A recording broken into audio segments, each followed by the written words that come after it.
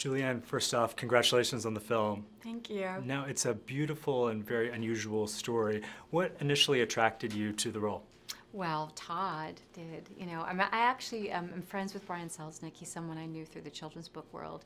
And I read Wonderstruck and loved it, thought it was so, so beautiful. And I remember when he told me that he really wanted Todd to direct it. And I thought, okay, I thought, because Todd generally does his own things. And he actually managed to get it to Todd. Todd fell in love with it, and that's how it happened. And then Todd called me and said, would you be interested in playing these roles? And of course I was, absolutely, being a huge fan of the book and a longtime partner to Todd in his work.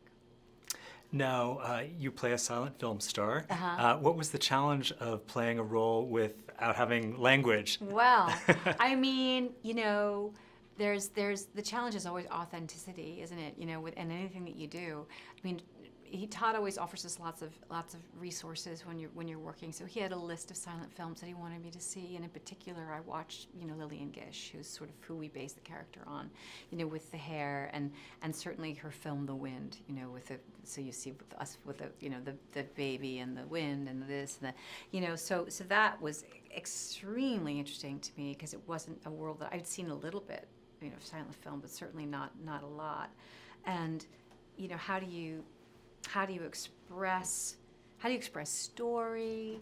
How are you, naturalistic in a way that a modern audience is going to be able to know that you're speaking a silent film vernacular, but you're also able to communicate, what you need to communicate without being off-putting. All of those things were really challenging, very interesting to do. Yeah. Now, you and Todd obviously have a very long history together. Yeah. Talk about how you first connected with him originally.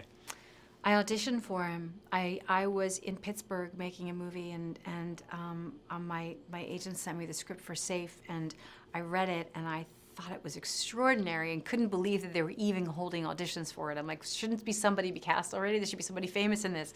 And I loved it, and I flew home to New York, and I went to audition for him and read 3 scenes, and we kind of barely spoke, and then he cast me afterwards. But it was just like, I could only hear it one specific way, and luckily that was the way he heard it too. But that was 94 or something? It's a long time ago. So finally, what do you think this film has to say to a hearing audience about the deaf world? Because I think it's a really important message. I think it is important. I mean, I think it's